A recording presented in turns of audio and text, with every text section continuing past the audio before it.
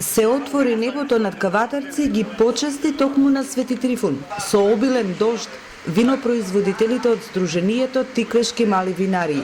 По долгиот сушен период, количината на дожд што наврна токму на денот кога го славеа нивниот заштитник, винарите ја коментираа велејќи врнежите се благослов за берикетна година. Ни е сречен Свети Трифун. Фала за вашето присуство денес тука на овој беричетен ден, денеслив. Се надевам дека 2020 година ќе ни биде беричетна на сите лозари, винари, почест на Свети Трифун празник, заштитникот на винарите и лозарите еве денес да закроиме. Ќе ставиме малце маджун, да биде благо грозјето. Опа! Ајде. Околу 50 на собственици на мали винарии во Кавадарци на Љубаш ритнат градот и донесоа дел од производството од минатогодишните реколти. Таму на еден лозов насад на домаќинот Горен Јаковлевски ја испочитуваа традицијата на закројување на лозници. Но и додека славеа, тие не мируваа. Во казан печеа ракија на традиционален начин. Кога претекаа првите капки на ракија, винарите на здравие со чаши бело и црвено вино. Со квалитетно вино и вкусни мезалаци, неизбежен беше разговорот за регистрација на нивниот семеен бизнис. Особено сега, кога изменетиот закон за вино и за производство на вино, како што коментира, конечно ги содржи нивните барања. Нашето здружение брои околу 35 членови и од нашето здружение сите ќе се регистрираат во мали семени производители на вино. Што очекувате? Очекуваме квалитетно вино, очекуваме добра цена, примамлива на пазарот и очекуваме големите винари да не ни прават онака спрепки, проблеми, бидејќи сепак ние од колачот ќе им одееме некој дел, но тоа е минорен. Бидејќи ние не произведуваме милионски литри на вино, произведуваме 10 на 15.000 литри и така. Очекуваме позитивни вибрации од страна на владата, позитивни вибрации од страна на ИПАРТ програмата за да се купи опрема. Ние до сега сите семени винари што сме на број околу 30-тина со сопствени средства купуваме опрема. Дали се тоа танкови, мулјачки и пумпи и такви работи. До сега не сме искористили ништо од ИПАРТ програмите.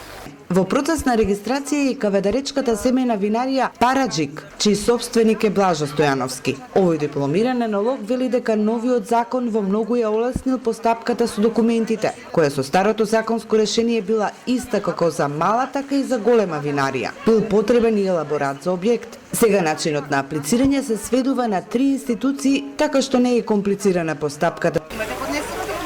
Да, имам поднесено документи, во процедура се. Уште некои детали само што не недостасуваат, него заради празникот ги одложивме од наредната недела, од понеделник да ги дотераме до крај и се надевам дека за кратко време ќе имаме регистриран објект и како физичко лице за вршење на дејност производство на вино. Кажете ми колку законовото законско решение што е донесено на 7 ноември минатата година те поттикна да се регистрира? Па ме поттикна да се регистрирам многу, затоа што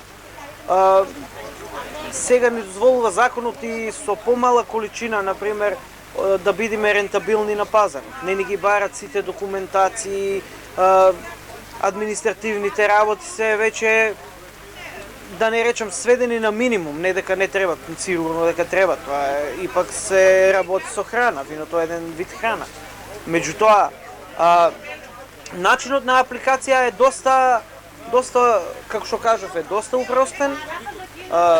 Сега, секое физичко лице може, ако има желба да се регистрира, те потребно е само соодветен објект, опрема, да имаш соодветна до 30.000 литри, не треба да имаш ангажиран енолог, што не беше по стариот закон.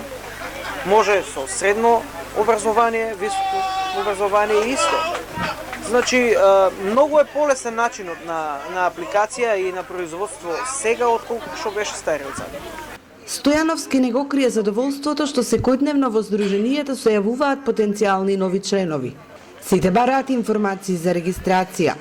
Тој во зголемувањето на бројот на регистрирани мали производители на вина, раки и вињак, го гледа винскиот потенцијал на Тиквешкиот регион, кој директно ќе придонесе во развојот на винскиот туризам за домашниот пазар и особено кога странските гости ќе осознаат дека во Македонија се произведуваат квалитетни вина. Собствениците на мали винарии на Свети Трифон имаа гости од Министерството за земјоделство, шумарство и водостопанство, со кои разговараа, разменија мислење и искуства, се со цел да се искористат поволностите што државата им ги нуди за квалитетно производство, промоција и пласман како дома, така и во странство.